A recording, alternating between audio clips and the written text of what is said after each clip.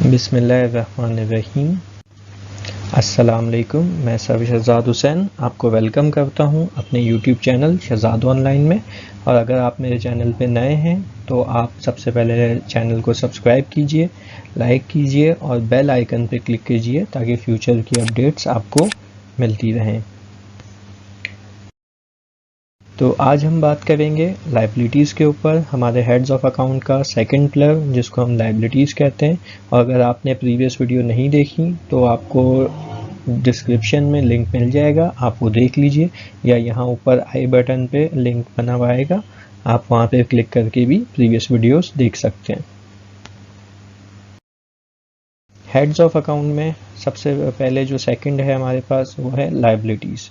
तो लाइबिलिटीज़ क्या होती हैं वो देख लेते हैं। Liabilities are present obligation of the entity to transfer an economic resources as a result of past event.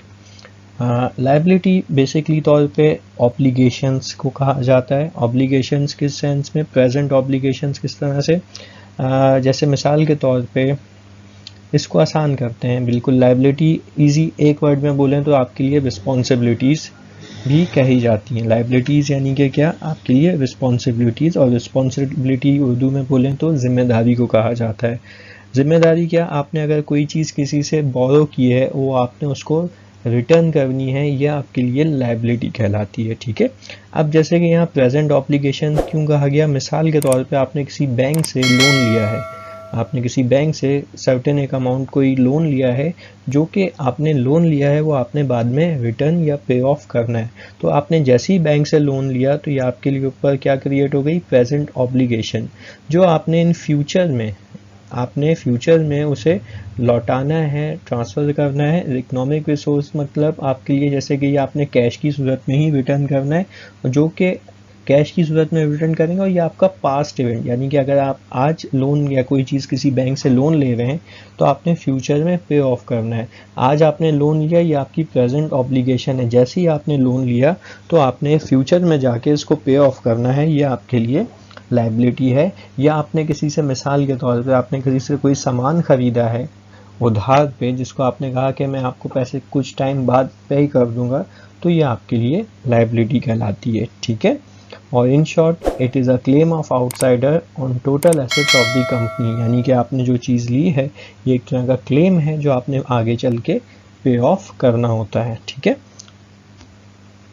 Liabilities हमारे पास दो तरह की होती हैं, एक कहलाती हैं करंट लाइबिलिटीज़, जिसको हम शॉर्ट टर्म के नाम से भी जानते हैं, शॉर्ट टर्म लाइबिलिटीज़ भी कहते हैं, करंट लाइबिलिटी भी कहते हैं। मोस्टली करंट लाइबिलिटी सब बच्चे कहते हैं। ठीक है।